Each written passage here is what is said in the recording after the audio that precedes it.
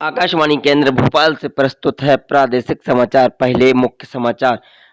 प्रधानमंत्री नरेंद्र मोदी ने सामाजिक सशक्तिकरण के लिए उत्तरदायी आर्टिफिशियल इंटेलिजेंस बैठक को संबोधित किया। सरकार ने रक्षा कर्मियों के लिए बढ़ी हुई पारिवारिक पेंशन के न्यूनतम की सेवा अनिवार्यता समाप्त की।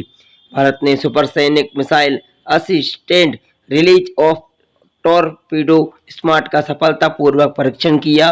अमेरिका के हार्वे जे ओलेट और चार्ल्स एम राइस तथा ब्रिटेन के माइकल अलाउड को चिकित्सा क्षेत्र का नोबेल पुरस्कार हेपेटाइटिस सी वायरस की खोज के लिए दिया जाएगा। प्रधानमंत्री नरेंद्र मोदी ने कहा कि केंद्र सरकार को विश्व में आर्टिफिशियल इंटेलिजेंस का केंद्र बनाना चाहती है। इसके लिए सरकार ने कई महत्वपूर्ण प्रयास किए हैं। आज सामाजिक सशक्तिकरण के लिए उत्तरदायी आर्टिफिशियल इंटेलिजेंस यानी रेंज शिखर सम्मेलन की उद्घाटन के अवसर पर श्री मोदी ने यह बात कही कि श्री मोदी ने कहा कि विश्व को एकजुट होकर प्रयास करने होंगे।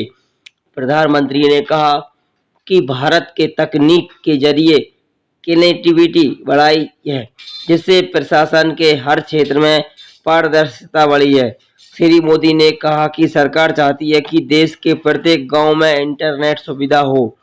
प्रधानमंत्री ने कहा कि हमें ऐसे सरल तरीके खोजने होंगे जिससे दिग्गज जनों का जीवन आसान बन सके।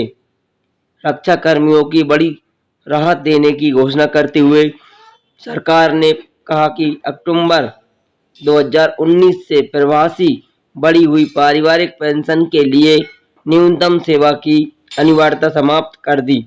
मौजूदा प्रावधान के तहत रक्षा बलों के कर्मचारियों ने निकट संबंधी को बड़ी दूरी हुई से साधारण परिवार पेंशन लेने के लिए 7 वर्ष की निरंतर सेवा करना अनिवार्य है। 7 साल की निरंतर सेवा अनिवार्यता समाप्त करने की अवधि अक्टूबर 2019 से लागू होगी। इसके अलावा 1 अक्टूबर 2019 से पहले 10 वर्ष के अंदर साल की निरंतर सेवा करने से पहले दिव्यांग रक्षा कर्मियों के परिवार की बढ़ी हुई दरों से परिवार पेंशन के पात्र होंगे। बढ़ी हुई दर के परिवार पेंशन की गणना अंतिम परिलब्धियों के 50% की दर पर की जाती है, जबकि शासन रूप से इनकी गुणवत्ता अधिक वेतन के 30% पर की जाती है। भारत के supersonic missile assisted release of torpedo smart का उड़ीसा तट पर व्हील पर ट्यूब से सफलतापूर्वक परीक्षण किया। यह एक ऐसा सिस्टम है जिसमें टॉरपीडो के साथ मिसाइल भी होती है। रक्षा अनुसंधान और विकास संगठन DRDO ने बताया कि मिसाइल के सभी उद्देश्य हासिल कर लिए गए। परीक्षण के दौरान मिसाइल लक्षित दूरी और ऊंचाई तक गई और तथा अन्य सभी लक्षणों पर पूरी तरह से खरी उतरी। यह एक तरह की सुपरसोनिक एंटी शिप मिसाइल है। इसके साथ कम वजन का टॉरपीडो लगा है जो बुलेट की तरह कार्य करता है। दोनों मिलकर इसे सुपरसोनिक एंटी सुपररीन मिसाइल बना देते हैं। इस परीक्षण में पनडुब्बी रोधी युद्ध क्षमता का प्रदर्शन किया गया।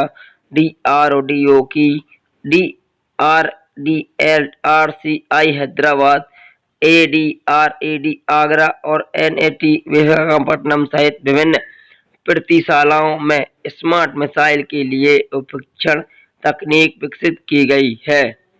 रक्षा मंत्री राजनाथ सिंह ने इस महत्वपूर्ण उपलब्धियों के लिए वैज्ञानिकों और अन्य संस्थान पक्षों को बधाई दी है कि रक्षा विकास और विभाग के सचिव तथा DRDO के अध्यक्ष डॉक्टर सतीश रेड्डी ने कहा कि पनडुब्बी युद्ध क्षमता के प्रदर्शन में स्मार्ट मिसाइल निर्माण प्रौद्योगिकी है।